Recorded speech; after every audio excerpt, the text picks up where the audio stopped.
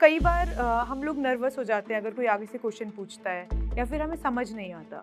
तो जो 2-3 चीज़ें हैं जो मैंने अप्लाई की, पहला ये मैं हर दिन 1 घंटा प्रैक्टिस करती थी या फिर कुछ नया कॉन्सेप्ट पढ़ती थी जो मुझे इंटरव्यू में काम आएगा। मुझे गूगल में जाना है, तो मैं ऐसा नहीं करूँगी कि मैंने फर्स्ट अप्लाई ही गूगल में कर दिया, क्योंकि फिर भी वो इंटरव्यू क्रैक नहीं कर पाते। तो क्या रीज़न है उसका? तो जो मुझे लगता है जो स्किल ज़रूरी है। मेरा नाम मोनिका है और आज मैं यहाँ पे हूँ आप सबको बताने के लिए कि कैसे कोई भी टेक्निकल इंटरव्यूज़ क्रैक कर सकता है। मैंने माइक्रोसॉफ्ट से गूगल में स्विच किया था और उस दौरान मैंने गूगल का, उबर का, अमेज़न का, ज़ोमैटो का और काफ़ी और कंपनीज़ का भी इंटरव्यू दिया था। पर ये वो जो टॉप कंपनीज़ हैं जिनके मुझे ऑफ़र आए थे। तो अगर मैं कर सकती हूँ, तो कोई भी कर सकता है। मैं माइक्रोसॉफ्ट में काम करती थी। मैं 2021 में आईआईटी कानपुर से ग्रेजुएट हुई और उसके बाद मैंने डायरेक्टली माइक्रोसॉफ्ट जॉइन किया और 1 साल बाद मुझे लगा कि मुझे गूगल में ट्राई करना चाहिए। तो मैंने काम करते-करते माइक्रोसॉफ्ट में गूगल की भी तैयारी करी। अब मैंने ये कैसे किया, वो मैं बताना चाहती हूँ, ताकि बाकी लोग जो भी बाकी कंपनीज़ में काम कर रहे हैं और दूसरी कंपनी में ट्राई करना चाहते हैं, वो भी प्लान कर सकें कि कैसे वो तैयारी कर सकते हैं जॉब करते-करते। तो मेरा काम होता था 9 से 5। तो आप किसी भी कंपनी में जाते हो तो यूजुअली आप 9 से 5 कंपनी का काम करते हो। 5 के बाद आप फ्री हो अपना पर्सनल काम करने के लिए, घूमने के लिए या कुछ भी जो आपको करना है। कुछ कंपनीज़ में 5 की जगह वो 6 भी हो सकता है, 8 भी हो सकता है। तो मैं अपने काम करती थी 9 से 5। अब आपके पास 5 के बाद फ्री है या फिर छोड़ो 5 भी, 6 के बाद आपके पास टाइम फ्री है। अब जब मुझे अपनी जॉब बदलनी है, तो जिस भी फ़ील्ड में मुझे बदलनी है, उसके लिए मुझे तैयारी करनी होगी। तो मैं ये इंश्योर करती थी कि मैं हर दिन 1 घंटा दूँ अपने स्किल को इम्प्रूव करने के लिए। तो मैं हर दिन 1 घंटा प्रैक्टिस करती थी या फिर कुछ नया कॉन्सेप्ट पढ़ती थी जो मुझे इंटरव्यू में काम आएगा। और हर कंपनी में आपको सैटरडे और संडे छुट्टी मिलती है। तो अगर आप सैटरडे संडे दोनों ही तैयारी में लगा दोगे, तो कहीं न कहीं आप बर्नआउट हो जाओगे। तो मैं ऐसा करती थी कि चलो सैटरडे मैंने थोड़ा देख लिया कि मुझे इंटरव्यू में क्या हेल्प करेगा या फिर कुछ मॉक इंटरव्यूज़ दे लिए या प्रैक्टिस कर ली। और संडे फिर मैंने थोड़ा घूम लिया बाहर या मुझे दोस्तों से मिलना है, तो ताकि मेरा वीकेंड थोड़ा लाइट रहे। ऐसा ना हो कि मैं वीकडेज़ पे भी काम कर रही हूँ, अब वीकेंड्स पे जाके मैं दूसरे कंपनी में क्या तैयारी करनी चाहिए वो कर रही हूँ, तो फिर मुझे टाइम ही नहीं मिलेगा रिलैक्स करने का, तो मैं बर्नआउट हो जाऊँगी। तो वो भी बहुत ज़रूरी है कि आप अपने लिए भी टाइम निकालें और थोड़ा घूमने जाएँ, बाहर जाएँ ताकि आप फ्रेश माइंड से मंडे को फिर से स्टार्ट कर सकें। तो बेसिक स्ट्रैटेजी ये थी। अब जैसे मैंने तैयारी शुरू कर दी थी, तो एक पॉइंट आ गया था कि मैंने से 2 महीने से मैं यही चीज़ कर रही हूँ कि 1-1 घंटा निकाल के अपने स्किल्स पे काम कर रही हूँ। सैटरडे को थोड़े मॉक इंटरव्यूज़ वगैरह दे रही हूँ। तो मुझे पता था कि चलो अब टाइम आ गया है कि मुझे एक्चुअल कंपनीज़ में अप्लाई करना है। अब पहली चीज़ ये आती है कि आप जब कंपनीज़ में अप्लाई करते हो, कई बार रिस्पॉन्सेज़ नहीं आते कि आपने पोर्टल पे गए, आपने किसी जॉब के लिए अप्लाई किया, बट कोई रिस्पॉन्स ही नहीं आया, तो आपको समझ ही नहीं आता कि इसके अलावा मैं क्या कर सकती हूँ। तो जो मैंने किया था अ, सबको पता है कि लिंक्डइन एक प्रोफ़ेशनल प्लेटफ़ॉर्म है, जहाँ पे काफ़ी लोग होते हैं, दूसरे कंपनी के भी होते हैं या फिर आपके कॉलेज सीनियर होते हैं या फिर हायरिंग मैनेजर होते हैं। तो मैंने लिंक्डइन को पकड़ा और वहाँ से जो कंपनी के लिए मुझे मुझे इंटरेस्ट था, वहाँ से मैंने लोगों को ढूँढा या फिर या तो वो मेरे सीनियर हो सकते हैं। तो मैंने उन्हें पूछा कि क्या आप मुझे रेफ़रल दे सकते हो उस कंपनी के लिए जिसमें आप काम करते हो? या फिर लिंक्डइन में कई बार पोस्ट आते हैं कि कोई कंपनी ऐसे हायर कर रही है, तो वहाँ पे कमेंट कर दिया या हायरिंग मैनेजर को रीच आउट कर लिया। तो मेरे लिए लिंक्डइन काफ़ी अच्छा साबित हुआ, क्योंकि जो-जो मैंने जैसे उबर का मैंने इंटरव्यू दिया, तो वहाँ मैंने हायरिंग मैनेजर को लिंक्डइन से ही रीच आउट किया था। तो आप भी लिंक्डइन भी ट्राई कर सकते हो, क्योंकि कई बार ऐसा होता है कि आप किसी इंसान को जानते हो, आप उसके थ्रू कंपनी रीच आउट करते हो, तो आपको इंटरव्यू के कॉल्स आना ज़्यादा पॉसिबल होते हैं, इंस्टेड आप किसी प्लेटफ़ॉर्म में जाके अप्लाई करो क्योंकि वो प्रोसेस थोड़ा स्लो होता है। तो एक चीज़ ये जो मैंने स्ट्रैटेजाइज़ की और कभी-कभी मैं लिंक्डइन पे जस्ट जाके सर्च कर लेती थी कि मेरे कॉलेज का नाम सर्च कर लिया या फिर उस कंपनी का नाम सर्च कर लिया जहाँ पे मुझे जाना है या फिर हायरिंग मैनेजर एक टैग लगा दिया। तो उससे मुझे पता चल जाता था कि कौन-सी कंपनी हायर कर रहे हैं, कौन से हायरिंग मैनेजर हायर कर रहे हैं और एक स्टैंडर्ड मैसेज जिसमें आपने बस लिख दिया कि मेरा नाम और मैं इंटरेस्टेड हूँ और ये मेरा स्किल है। और उस मैसेज में जस्ट सिर्फ़ आपको जिसको आप भेज रहे हो उसका नाम चेंज करना है, किस कंपनी में इंटरेस्ट है वो कंपनी का नाम चेंज करना है और मैसेज स्टैंडर्ड होता था। तो इस ये मुझे बहुत हेल्प किया। तो ऐसे मैंने कुछ कंपनीज़ में अप्लाई किया और मुझे आगे से फिर टेस्ट के लिंक आए। तो मैंने कुछ टेस्ट प्रैक्टिस की है। अब इसमें भी एक बहुत ज़रूरी बात है कि जैसे अगर मुझे लगता है कि चलो मुझे गूगल में जाना है, तो मैं ऐसा नहीं करूँगी कि मैंने फर्स्ट अप्लाई ही गूगल में कर दिया क्योंकि मैं प्रैक्टिस कर रही हूँ बट उससे पहले मुझे कुछ कंपनी के एक्चुअल इंटरव्यूज़ देने पड़ेंगे ताकि मुझे पता चले कि मेरी तैयारी कितनी है। तो मैंने फर्स्ट इंटरव्यू गूगल का नहीं दिया। जो कंपनीज़ जिसमें मुझे लगा कि अगर हो भी जाएगा तो भी अच्छा है, नहीं होगा तो भी मुझे इतना दुःख नहीं होगा। तो मैंने ऐसे 1-2 कंपनीज़ में पहले अप्लाई किया ताकि मैं और प्रिपेयर हो सकूँ। तो ऐसे मैंने शुरू किया और मैंने आखिरी में गूगल रखा कि अब मुझे लगता है कि मैं प्रिपेयर हो चुकी हूँ, तो फिर मैं गूगल का इंटरव्यू दूँगी। तो पहला तो ये है कि आप अप्लाई करते हो, फिर आप टेस्ट देते हो, फिर आप टेस्ट अगर अच्छे से होता है, फिर आप इंटरव्यू देते हो।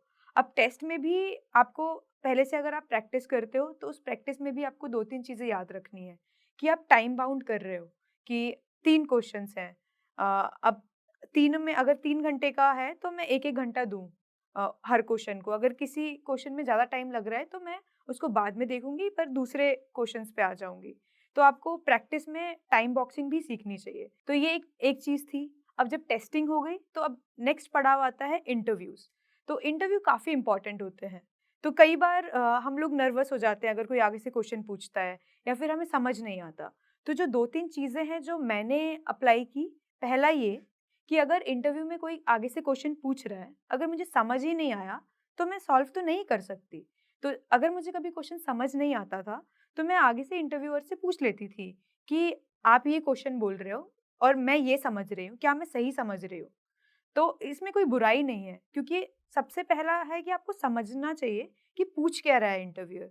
तो आपने कोई एग्ज़ाम्पल दे दिया कि अच्छा आप ये क्वेश्चन पूछ रहे हो तो अगर ये इनपुट आता है तो क्या इसका उत्तर ये होगा? तो 1-2 एग्ज़ाम्पल से क्लियर कर लिया। पहली चीज़ ये।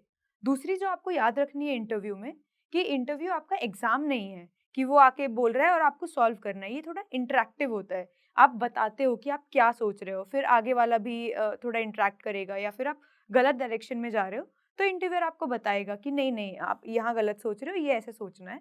तो हमेशा इंटरव्यू में बोलने का प्रैक्टिस करो। ऐसा नहीं है कि आपको कुछ सवाल दे दिया, आप पूरा सॉल्व कर रहे हो और फिर आपका आंसर आ गया, फिर आपने बोला कि ऐसे कर दिया। तो इंटरव्यूअर वहाँ बैठा है, उसका फ़ायदा क्या है? उसको आपको समझाना है हर स्टेज पे कि आप कर क्या रहे हो या आप सोच क्या रहे हो। तो ये 2 चीज़ें तो मुझे बहुत ज़रूरी लगी और मुझे हेल्प किया इंटरव्यू में इन पर्सन। तो फिर मैंने इंटरव्यूज़ दिए और ये चीज़ सीखी कि बोलना है कि मैं कर क्या रही हूँ क्योंकि पहले मैंने कभी इंटरव्यूज़ दिए थे और ये चीज़ें मुझे लगा कि इसकी वज़ह से शायद नहीं हो रहा है। तो इन चीज़ों ने मुझे काफ़ी हेल्प किया। कुछ स्किल्स हैं, वो ज़रूरी नहीं है कि देखो कोडिंग सबको आती है। जैसे मेरे केस में गूगल में कोडिंग पूछी जाती है, तो कोडिंग काफ़ी लोगों को आती है, पर फिर भी वो इंटरव्यू क्रैक नहीं कर पाते। तो क्या रीज़न है उसका? तो जो मुझे लगता है जो स्किल ज़रूरी हैं, पहला कॉन्फिडेंस। आप कुछ भी बोल रहे हो या आप इंटरैक्ट कर रहे हो तो कॉन्फिडेंस होना चाहिए। आपको पता होना चाहिए कि आप सही हो और आप वो रिफ्लेक्ट कर पाओ। क्योंकि कई बार ऐसा होता है कि आप सेल्फ डाउट में चले जाते हो, क्या मैं सही भी बोल रही हूँ? तो कॉन्फिडेंस बहुत ज़रूरी है। दूसरा कि आप अपने थॉट्स को कन्वे कर पाओ प्रॉपरली कि जो मैं सोच रही हूँ, वो मैं बता पाऊँ आगे वाले को कि this is what I am thinking. तो conveying your thought is very important. तीसरा कि आप किसी भी चीज़ में आपको टाइम बॉक्स करनी आनी चाहिए क्योंकि कई बार ऐसा होता है टेस्ट में कि बहुत सारे क्वेश्चंस हैं। किसी कोई एक क्वेश्चन मुझे लग रहा है कि शायद मैं इसे सॉल्व कर सकती हूँ बट कुछ मिसिंग है और वो सोच के मैं बहुत टाइम बिता देती हूँ। तो ऐसा नहीं होना चाहिए। आपको टाइम बॉक्स करनी आनी चाहिए चीज़ें ताकि आप सब चीज़ टाइमली कर पाओ। तो तीसरी ये स्किल बहुत इम्पोर्टेंट है और चौथी टेंशन फ्री 2 चीज़ें, क्योंकि कुछ भी आप कर रहे हो that is not the end. अगर आपका आज नहीं हुआ, कल कल को हो सकती है उस चीज़ में। गूगल में मैंने भी काफ़ी अटेम्प्ट दिए, तो ये मेरा आपको सरप्राइज़िंग लगेगा बट ये मेरा 4th अटेम्प्ट था to enter to enter the Google. मैंने कुछ चीज़ें सीखी बट इस बार मैं बहुत रिलैक्स थी कि चलो नहीं भी हुआ तो मेरी जॉब तो है ही। तो आप जब भी ऐसे टेंशन फ्री चीज़ें करोगे तो आप काफ़ी अच्छा कर पाओगे। गूगल में जब मैंने अप्लाई किया था तो एक स्क्रीनिंग राउंड होता है जिसमें वो एक्चुअली डिसाइड करते हैं कि आपको फाइनल जो सेट ऑफ इंटरव्यूज़ है उसके लिए भेजना है या नहीं। तो वो ओवर द कॉल होता है या फिर जस्ट एक क्वेश्चन होता है सिंपल। तो मैंने म्यूनिख में अप्लाई किया था फॉर जर्मनी। तो मेरा ये राउंड शेड्यूल हुआ। उसके बाद उसने पूछा एक क्वेश्चन पूछा कि ये क्वेश्चन है तो आप कैसे सॉल्व करोगे? तो पहली चीज़ जो मैंने याद रखी कि मैंने जो क्वेश्चन समझा है क्या वो सही समझा है? तो मैंने उसको एक एग्ज़ाम्पल दिया कि चलो ठीक है, ये आप इनपुट होगा इसका, तो ये आउटपुट आएगा, तो क्या ये सही है? तो उसने बोला कि हाँ, ठीक है। अब उसके बाद मैंने जब मैं सोच रही थी कि कैसे सॉल्व करना है, तो मैंने सॉल्व करना शुरू किया और साथ-साथ बोलना भी शुरू किया कि ये मैं सोच रही हूँ और ऐसा रिज़ल्ट है। तो मेरा स्क्रीनिंग अच्छे से हो गया, तो मेरा एचआर का कॉल आया कि चलो तुम्हारा स्क्रीनिंग अच्छा हुआ है, अब तुम ऑन साइट पे जा सकते हो। अब ऑन साइट पे होते हैं 5 इंटरव्यूज़, तो वो 5 इंटरव्यूज़ में 1 इंटरव्यू होता है जो टेक्निकल नहीं होता और 4 इंटरव्यूज़ होते हैं जो टेक्निकल होते हैं, जिसमें वो आपको कोडिंग क्वेश्चंस पूछते हैं और हर इंटरव्यू में 1 कोडिंग क्वेश्चन होता है और 1 फ़ॉलो अप क्वेश्चन होता है। तो मेरे 5 इंटरव्यू थे और 2 दिन में शेड्यूल थे। 1 दिन में 3 थे और 1 दिन में 2 थे। अब मैंने पहला इंटरव्यू मेरा अच्छा गया, दूसरा मेरा अच्छा गया, तीसरा मेरा इंटरव्यू अच्छा नहीं गया। क्योंकि जब आप इंटरनेशनल इंटरव्यूज़ दे रहे होते हो, तो कभी-कभी ऐसा होता है कि आगे वाला इंग्लिश ही बोल रहा है बट आपको एक्सेंट समझ नहीं आ रहा। अब उस टाइम पे मैंने क्या गलती की, मैंने आगे से बोला नहीं कि मुझे आपका एक्सेंट समझ नहीं आ रहा, क्या आप थोड़ा धीरे बोलोगे? या फिर मुझे मीटिंग्स में कैप्शन ऑन कर लेना चाहिए कि क्या वो बोल रहा है इंग्लिश में। तो वहाँ पे मुझे इनिशियल पिक करने में थोड़ी दिक्कत हुई और जब तक मैं डिसाइड कर पाती कि मुझे ऐसा बोलना है, टाइम काफ़ी निकल चुका था। बट उससे भी मैंने सीख ली कि फ्यूचर में ऐसा नहीं करना है। तो वो एक इंटरव्यू मेरा अच्छा नहीं गया और मेरा थोड़ा मोरल डाउन हो गया। बट हाँ, तो मैं मोस्टली इंटरव्यू अपने कमरे में लेती थी, तो 3 हो गए, उसके बाद कमरे के बाहर गई, पेरेंट्स से मिली, तो बात-वात की, उन्होंने बोला कि चलो ठीक है, नहीं होगा तो तुम्हारे पास अभी तो जॉब है। आई थिंक कोई बैक में होना और या वो पेरेंट हो या दोस्त हो, जब कोई समझाता है तो आपको थोड़ा करेज मिलता है। अब अगले दिन के जो मेरे 2 इंटरव्यू थे उसके लिए मैं रेडी थी कि चलो जो हुआ सो हुआ, इसमें अच्छा करते हैं। तो इसमें अगेन एक टेक्निकल था, तो ये भी अच्छा गया और एक था मोर गूगलीनेस इंटरव्यू हम बोलते हैं गूगल में, जिसमें वो आपको सिचुएशन देते हैं कि अगर ऐसा हुआ तो आप क्या करोगे? तो वो टेक्निकल नहीं होता बट मोर लाइक कि आप किसी सिचुएशन में फँस गए हो तो आपका क्या रिएक्शन होगा, क्या थॉट होगा या आप कैसे हेल्प करोगे? तो वो भी इंटरव्यू मेरा ठीक गया। उसके बाद रिज़ल्ट में काफ़ी टाइम लगा और मुझे पता नहीं था कि होगा कि नहीं होगा और मैं एक्चुअली घर से फिर हैदराबाद जा रही थी जहाँ पे मैं माइक्रोसॉफ्ट में काम करती थी और मुझे आज भी याद है 7 जून की बात है और मेरी जैसे ही फ्लाइट लैंड करी और मैंने रिक्रूटर का मैसेज देखा कि तुम्हारा गूगल में हो गया है और मैं बहुत खुश थी। तो ये मेरी जर्नी थी फ्रॉम माइक्रोसॉफ्ट टू गूगल। ये कुछ चीज़ें हैं जो आपको टेक केयर करनी है एंड अगर आप में ये चीज़ है, तो आप काफ़ी अच्छे से इंटरव्यूज़, टेस्ट निकाल सकते हो। बाकी मैं जोश टॉक आशा के मन से ये कहना चाहती हूँ कि अगर आप में वो जज़्बा है, हिम्मत है, तो आप कुछ भी कर सकते हो। जैसे मुझे नहीं पता था कि मैं एक छोटे से गाँव से आज विदेश में जाके गूगल में जॉब कर रही हूँ। अगर आपकी चाह बड़ी है, तो बस अपनी राह बनाइए और आप वहाँ तक पहुँच